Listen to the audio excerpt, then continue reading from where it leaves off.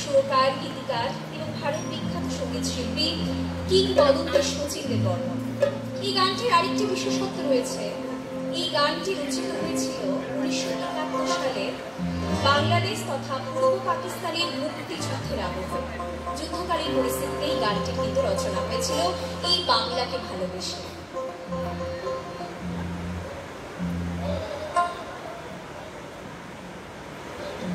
Good.